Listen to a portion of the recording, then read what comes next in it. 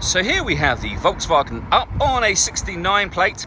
I'm going to start off by hopping inside the car and running through some controls first of all. Just briefly before we climb in, I think it's well worth seeing the boot space. Although the car itself is quite small, of course, it's a pretty deep boot, as you can see, so plenty of space there. You can increase this space further by folding down these 60-40 split folding rear seats as well. Okay, now that we're inside the car, we're going to start with the dials. On the left-hand side, we have the rev counter, we have the speedometer in the middle, and the fuel gauge over on the right-hand side.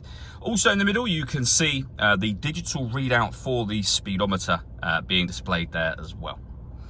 Over in the center, first of all, we have the air conditioning for the car. So you can adjust the temperature, fan speed, and direction you'd like the air to be distributed in.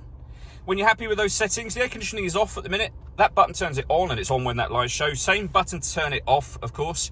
You can bring in fresh air from outside the car or recirculate the air that's in it. That's a great way of heating up or cooling down the car quickly, depending on the temperature you set here, of course. We can turn off the stop and start. This car is designed to cut out when it's stationary in traffic to save you fuel. That system is off when the light within that button shows. We've got our hazard warning lights, rear heated screen, and then the main stereo. So we're on the radio menu at the moment. You can see there we've got FM, AM, DAB radio. If you listen to your own music, press the media button. We have Bluetooth audio, as you can see, auxiliary input, and an SD memory card slot as well. So plenty of ways to listen to your music. And if you hit the phone button, that is where you'll pair up your phone to the car.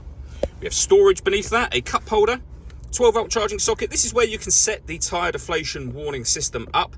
So if you want to let a bit of air out of your tyres, for example, you can reset the limit, and this car will warn you when it loses pressure from that point. We then have a 5-speed manual gearbox.